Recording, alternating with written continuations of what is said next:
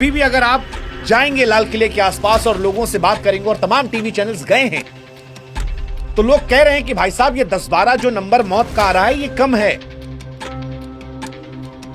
ये ज्यादा होगा, क्योंकि लाल किले पर रेड लाइट पर ये गाड़ी में धमाका हुआ है।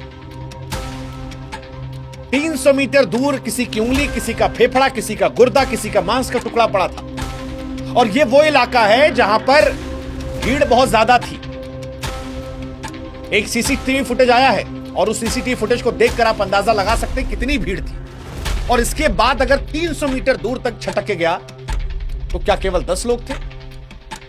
क्योंकि स्थानीय लोग कह रहे हैं, वो गरीब लोग जो आस पास रेहड़ी पटरी पर काम करते हैं, कह रहे हैं कि यहां बहुत सारे लोग थे जो रेहड़ी पटरी वाले थे, जो बच्चे थे, जो जाते थे सामान बेचने, गाड़ी देखकर टूट जाते थे।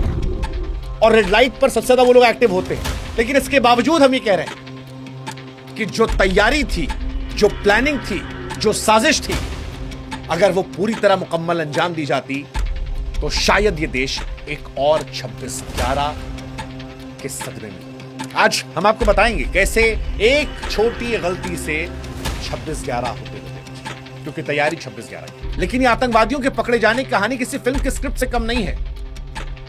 हालांकि कोई काल्पनिक अध्याय नहीं है जो हम आपको बताने जा रहे हैं, ये कड़वा सच है जो जांच की रोशनी में सामने आया है।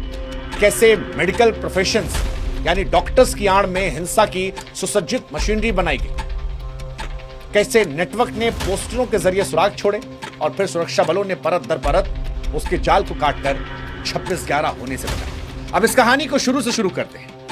इस कहानी के पहले 2 किरदार जो आते हैं वो आता है डॉक्टर मुजम्मिल।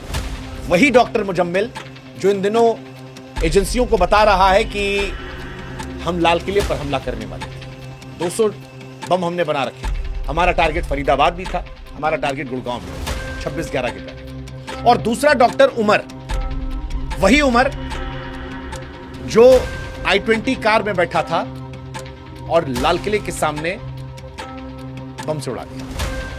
ये दोनों कश्मीर के पुलवामा जिले के रहने वाले हैं। इन दोनों का घर जो है वो 800 मीटर की दूरी पर है। इन दोनों ने साथ साथ पढ़ाई करी, MBBS किया, डॉक्टर बने। इनके गांव वाले सोचते थे कि यह गांव का गुरूर है। उमर मर गया है, मुजम्मिल जेल में है और गांव वाले धिक्कार रहे, थूक रहे इन पर। उमर के बहनोई साहब बता रहे थे कि उमर ने कहा था 4 दिन बाद घर आएगा। अब उसका DNA पहुंचा है, उसके माँ बाप को उठाया गया है, घर वालों को उठाया गया है वेरीफाई करने के लिए। परिवार भी कह रहा है कि हम क्या कहें, क्या ही कहेंगे, जब कहना था, पकड़ना था तब कुछ कहा नहीं, अब क्या कहेंगे।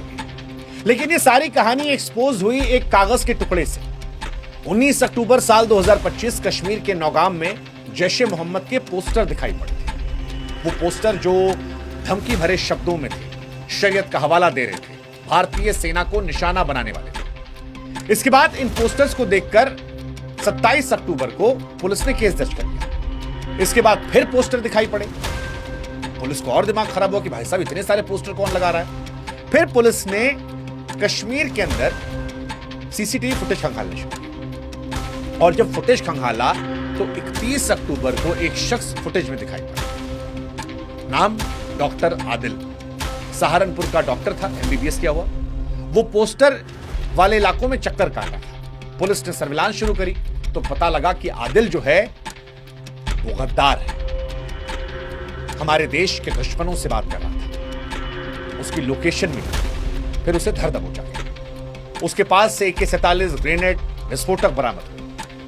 फिर इसी आदिल ने बताया कि फरीदाबाद के अंदर एक डॉक्टर है, डॉक्टर मुजम्मिल, उसके पास बहुत सारा विस्फोटक है।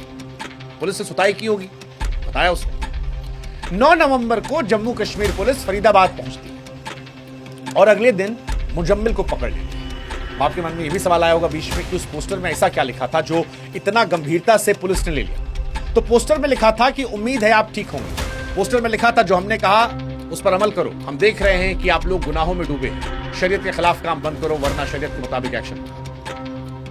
कुछ लोग भारतीय दरिंदों का साथ दे रहे हैं, उनसे कहता हूं बाज आओ, आखिरी चेतावनी, माफी नहीं मिलेगी।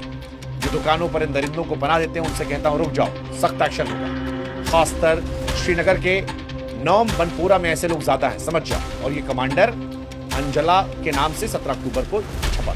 सच कहें तो ये शब्द नहीं थे, कागज पर खुला ऐलान था जिहाद का।